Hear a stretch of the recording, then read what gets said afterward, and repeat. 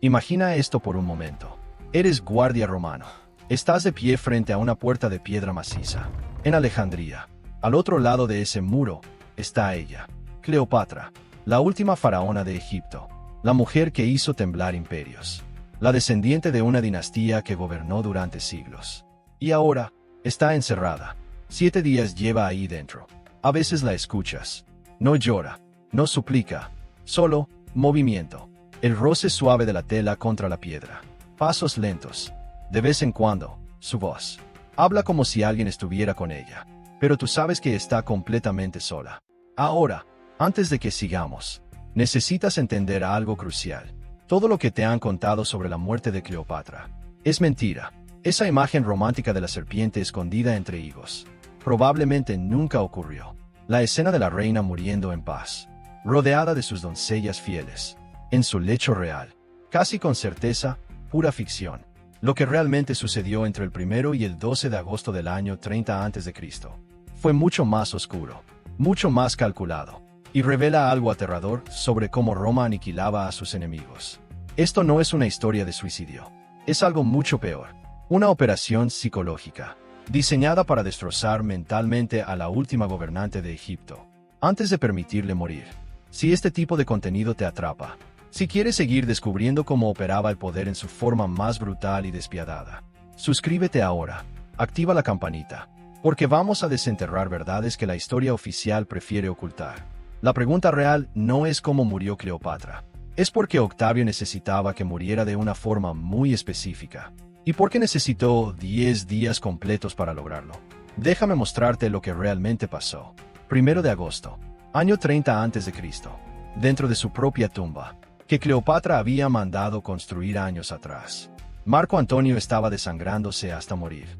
Se había lanzado sobre su propia espada, después de que lo engañaran, haciéndole creer que Cleopatra ya estaba muerta. Pero ella seguía viva. Se había atrincherado dentro de esa tumba, junto con sus 2 sirvientas más leales, y todo el oro, joyas y tesoros que pudo cargar consigo. La tumba se alzaba cerca del templo de Isis. 2 pisos, piedra maciza, puertas enormes de madera reforzada, sin accesos fáciles, porque Cleopatra sabía algo fundamental. Incluso en la muerte, necesitaría protección. Antonio yacía al pie de la tumba. Sus hombres gritaban, suplicándole que abriera, pero ella no podía arriesgarse. Los soldados de Octavio estaban a minutos de distancia. Según Plutarco, Cleopatra y sus asistentes bajaron cuerdas desde una ventana del 2.º nivel, y desde allí, izaron a Antonio. Todavía respiraba. Su sangre manchaba las paredes mientras lo arrastraban hacia adentro. Piensa en esa imagen. La reina de Egipto, tirando de su amante moribundo, hacia el interior de su propia tumba, porque abrir esa puerta significaba captura inmediata. Antonio murió en sus brazos minutos después. Sus últimas palabras, según Plutarco: no sientas lástima por mí. Fui el más grande de los romanos. Solo otro romano pudo vencerme. Murió creyendo que su vida había tenido sentido. Cleopatra apenas tuvo tiempo de llorar, antes de que llegaran las fuerzas de Octavio. Pero Octavio no ordenó derribar la puerta. No asaltó la tumba. No forzó la entrada. En cambio, envió un mensajero. El mensaje era simple. César deseaba negociar, hablar sobre el futuro de sus hijos. Cleopatra se negó a abrir. Habló a través de una rendija estrecha en la piedra. Dijo que solo negociaría si Octavio garantizaba la seguridad de sus hijos. Mientras ella hablaba, los hombres de Octavio escalaban los muros exteriores. Entraron por la misma abertura por donde habían subido a Antonio. La tomaron completamente desprevenida. Cleopatra reaccionó al instante. Sacó una daga oculta entre sus ropas. Intentó clavársela, pero los soldados estaban preparados. Se lanzaron sobre ella. La desarmaron. La sometieron. Según Casio Dion, Cleopatra gritó mientras la inmovilizaban: no me llevarán viva a Roma. No seré exhibida. Mátenme ahora. Pero los soldados tenían órdenes muy claras: mantenerla con vida, usar la fuerza necesaria, no permitir bajo ninguna circunstancia que muriera. La sacaron de la tumba, la trasladaron al palacio, y la encerraron en una cámara vigilada, en el 2.º piso. Ese momento, 1 de agosto del año 30 a.C., fue cuando comenzó la verdadera destrucción. Porque Octavio no quería simplemente que Cleopatra muriera. Necesitaba algo más, algo muy específico, y eso requería tiempo. Egipto ya era suyo. El reino más rico del mundo antiguo había caído. Pero en Roma, Octavio tenía un problema enorme. Acababa de ganar una guerra civil. Romanos matando romanos. Sangre ciudadana derramada por ciudadanos. Y eso, Roma no lo perdonaba fácilmente. Necesitaba justificarlo. Transformar esa guerra civil en algo más aceptable. Una guerra contra un enemigo extranjero. Una guerra contra una reina peligrosa del este, que había corrompido a Marco Antonio y amenazado a la propia Roma. Pero había un problema. Cleopatra no era una bárbara ignorante. Era educada. Hablaba varios idiomas, incluido latín perfecto. Había vivido en Roma. Se había reunido con senadores. Había negociado con Cicerón. Los romanos la conocían. Y ese era el problema. Los enemigos complejos no sirven para la propaganda. Octavio necesitaba simplificarla. Convertirla de rival política en símbolo. La seductora oriental. La bruja egipcia. La corrupción extranjera que debía ser eliminada. Para que Roma sobreviviera. Y sobre todo, necesitaba exhibirla viva por las calles de Roma. Durante su triunfo, Cleopatra sabía exactamente lo que significaba ese desfile. Y prefería morir 1000 veces antes que permitirlo. Pero Octavio tenía 10 días para asegurarse de que no lo hiciera. Los triunfos romanos seguían una fórmula brutal. Un rey o reina derrotado era arrastrado por las calles de Roma, encadenado, exhibido ante la multitud, degradado públicamente, y al final del desfile, tradicionalmente ejecutado en la prisión mamertina. Así celebraba Roma sus victorias, a través de la humillación ritual de los vencidos. Todo el futuro político de Octavio dependía de ese espectáculo, demostrar a Cleopatra en Roma, como prueba viviente de que había derrotado al este. Pero Cleopatra entendía esa fórmula perfectamente. Había estado en Roma en el año 44 a.C., durante el triunfo de César sobre la Galia. Había visto cómo Vercingetorix, el rey galo, fue arrastrado por las calles encadenado, y luego estrangulado hasta morir en prisión. Ella sabía exactamente qué pretendía Octavio. Dos voluntades en conflicto directo. 10 días para resolver el enfrentamiento. Y aquí es donde todo se vuelve más oscuro. La cámara donde encerraron a Cleopatra había sido elegida con precisión quirúrgica. Segundo piso del palacio. Una sola puerta. Una ventana pequeña, demasiado estrecha para que alguien pudiera pasar. Guardias apostados día y noche. Todo lo potencialmente peligroso fue retirado. Sin cuchillos, sin dagas, sin cuerdas, sin objetos afilados de ningún tipo. Según Plutarco, incluso revisaban su ropa y su cabello cada día, buscando armas ocultas, buscando veneno, buscando cualquier cosa que pudiera usar para quitarse la vida.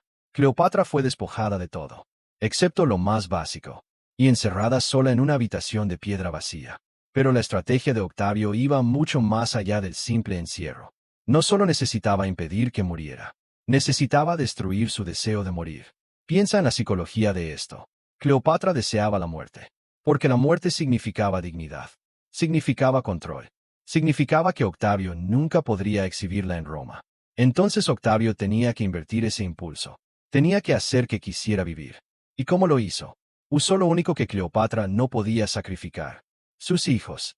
Cleopatra tenía 4 hijos. Cesarión, su hijo con Julio César, tenía 17 años. Los 3 más jóvenes eran de Marco Antonio. Los gemelos Alejandro Helios y Cleopatra Selene, ambos de 10 años. Y el menor, Ptolomeo Filadelfo, de apenas 6. Los hombres de Octavio los separaron de su madre.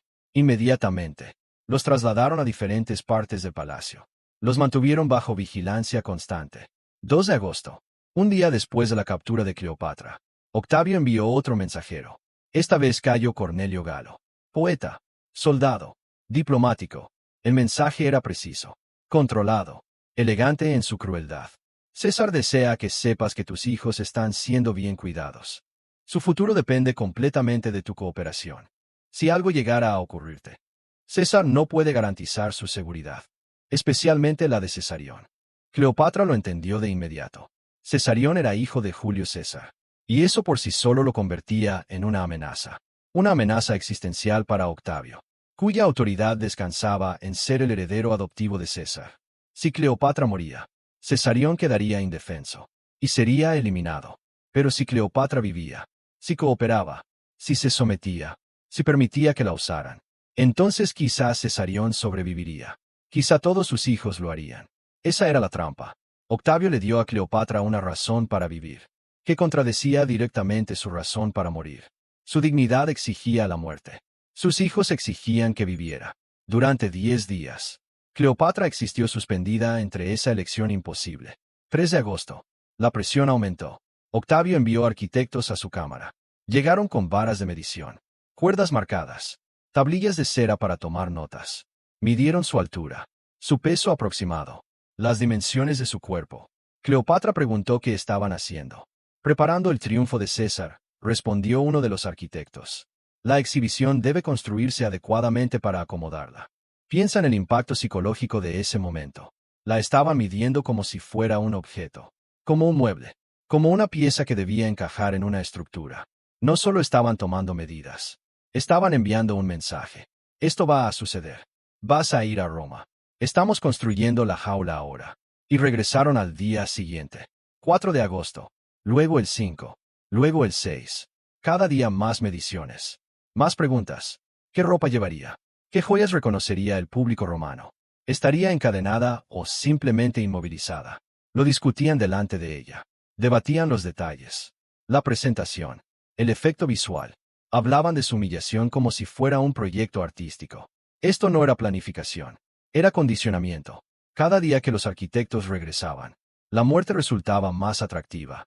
Pero cada día, Octavio equilibraba esa presión con otro mensaje. Informes sobre sus hijos. Cesarión preguntó por ti hoy. Está preocupado. Necesita a su madre. Empujarla hacia la muerte con el horror del triunfo. Tirarla de vuelta hacia la vida con el miedo por sus hijos. Y atraparla entre ambos. Pero eso no es lo peor. Cleopatra estaba completamente sola en aquella cámara. Sus 2 sirvientas, Iras y Carmión, que habían estado con ella en la tumba, fueron mantenidas en habitaciones separadas. A veces podía oírlas, sus voces filtrándose débilmente a través de la piedra, pero no se le permitía hablar con ellas. Nadie con quien hablar, nadie con quien planear, nadie con quien compartir el peso de la decisión imposible que estaba siendo forzada a tomar.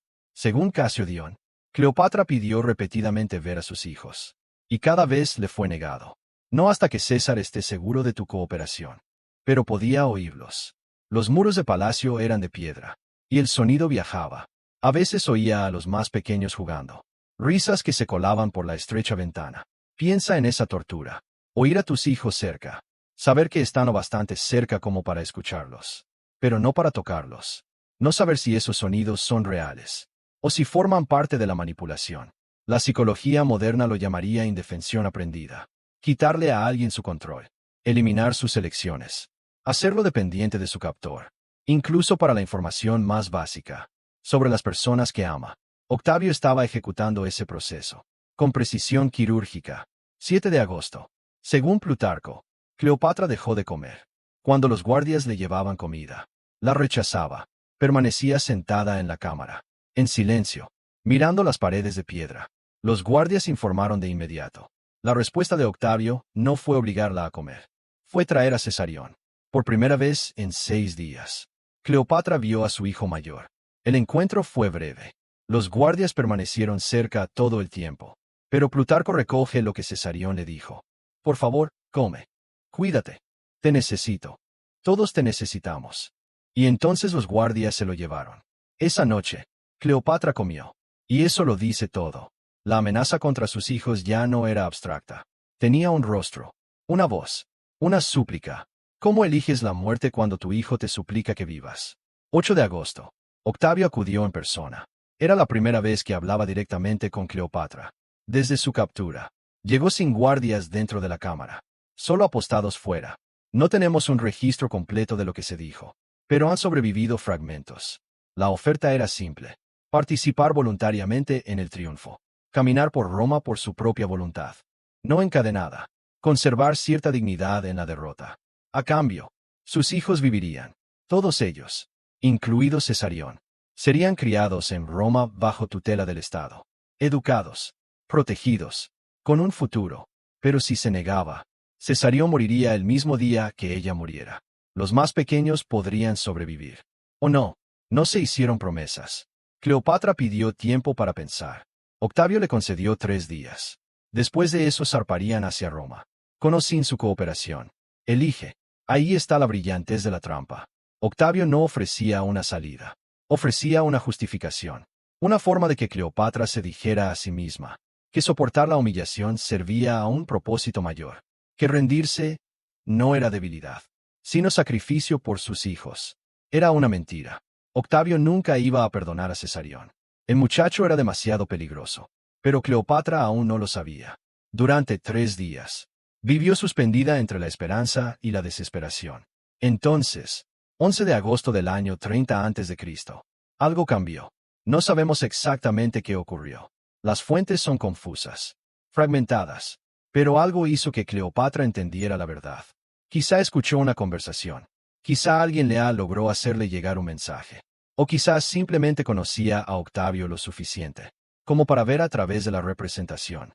Sea como fuere, para el 11 de agosto, Cleopatra sabía que Cesarión iba a morir. Las negociaciones eran teatro. Las promesas, vacías. Cooperar no cambiaría nada. Octavio pretendía matar a su hijo. Pasara lo que pasara. Según Plutarco, Cleopatra entonces solicitó permiso para visitar la tumba de Antonio. Dijo que quería hacer ofrendas. Honrar su memoria antes del viaje a Roma. Era una petición razonable. Y Octavio la concedió. Fue llevada a la tumba bajo estricta vigilancia. Se le permitió entrar durante 1 hora. Los soldados la observaron mientras hacía ofrendas. La vieron rezar. La vieron verter libaciones sobre el lugar donde Antonio había muerto. Pero no vieron su mano deslizarse hacia el pequeño frasco de barro, oculto en el muro de la tumba. No notaron cómo lo escondió entre sus ropas. Cuando regresó a su cámara, 12 de agosto, Cleopatra pidió una comida. Pidió específicamente higos frescos del mercado. Los guardias inspeccionaron la cesta con cuidado. Buscaron armas ocultas, veneno, cualquier cosa peligrosa. Solo vieron fruta, y la dejaron pasar. Aquí es donde entra la historia de la serpiente. La versión popular afirma que Cleopatra escondió una áspid, una cobra egipcia, dentro de la cesta de higos. Es dramático, simbólico. La cobra estaba asociada con la realeza egipcia, pero varios historiadores antiguos, incluido Estrabón, dudaron de ese relato. La cronología no encaja. Los síntomas registrados no coinciden con el veneno de cobra, y las serpientes son métodos de suicidio notoriamente poco fiables. Lo que tiene más sentido, según las pruebas, es que Cleopatra había obtenido veneno antes, que lo ocultó en la tumba de Antonio, durante los días en que se atrincheró allí, y que lo recuperó durante su última visita. El método exacto importa menos que lo que sucedió después. 12 de agosto, año 30 a.C., temprano por la mañana, los guardias apostados fuera de la cámara de Cleopatra no oyeron nada inusual. No hubo gritos, no hubo lucha, solo silencio. Alrededor de media mañana, abrieron la puerta para llevarle el desayuno. Cleopatra estaba muerta. Yacía sobre un diván dorado, vestida con sus insignias reales completas. Sus 2 sirvientas estaban con ella. Iras ya estaba muerta a los pies del lecho. Carmión seguía con vida, usando las últimas fuerzas que le quedaban para ajustar la diadema sobre la cabeza de Cleopatra. Según Plutarco, uno de los guardias le preguntó: ¿Ha sido bien hecho?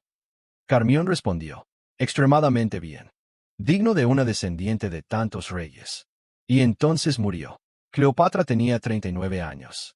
Esto no fue un suicidio nacido de la desesperación. Fue un acto final de control. Durante 10 días, Octavio había intentado quebrarla. Había intentado obligarla a elegir la vida, para poder exhibirla en Roma. Había intentado usar su amor por sus hijos, para forzarla a renunciar a su dignidad. Su muerte fue su negativa. Su último mensaje: puedes tomar mi reino. Puedes destruir mi linaje. Pero no puedes arrebatarme mi elección. No puedes exhibirme. No puedes tener esa victoria. Murió en sus propios términos, vestida como una reina, rodeada de los símbolos de poder que Octavio había trabajado tan cuidadosamente para arrebatarle. Pero aquí está la última crueldad. Octavio ganó de todos modos.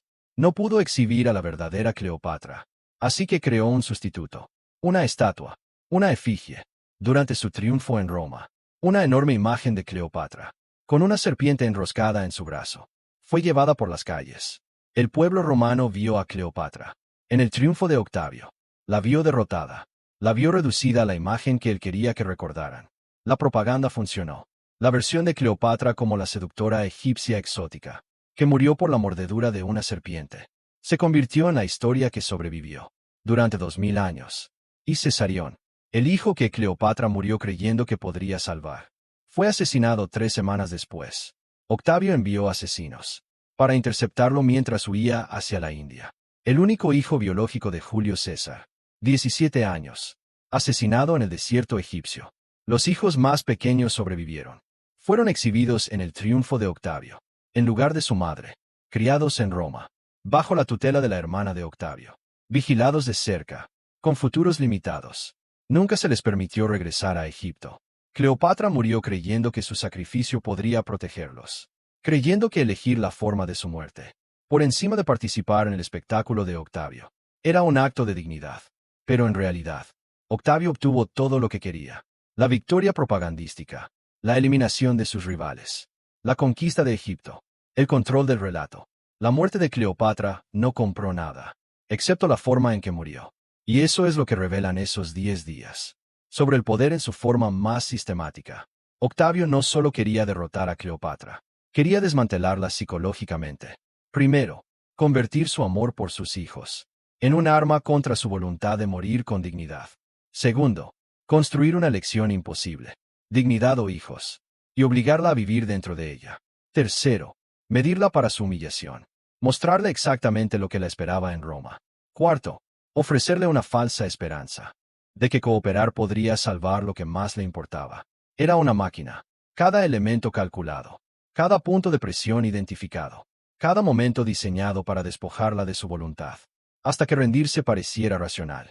Y cuando no funcionó, cuando Cleopatra eligió la muerte de todos modos, Octavio simplemente desfiló una imagen en su lugar.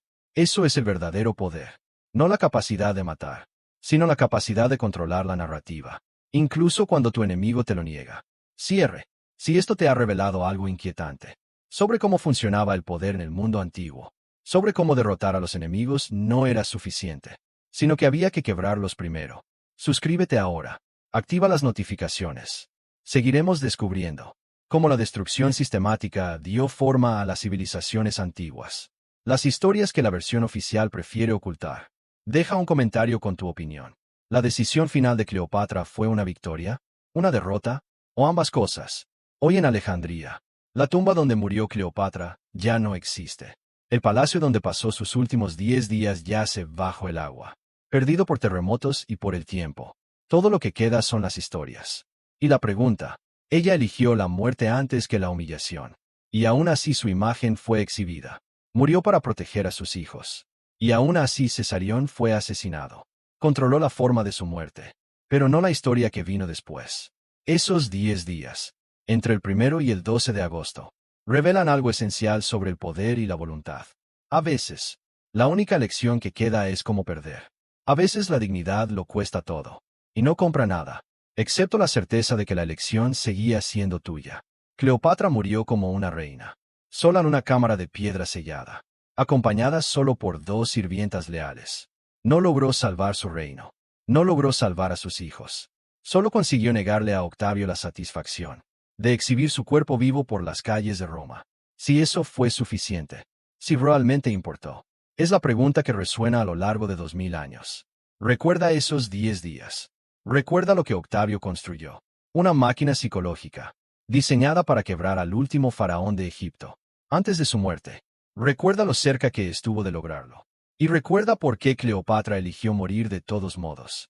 No porque salvara algo, sino porque era la única elección que Octavio no podía arrebatarle. Eso fueron sus últimos días. No romance, no leyenda, sino la destrucción sistemática de la voluntad, y la negativa de una mujer a permitir que fuera completa. Nos vemos en el próximo.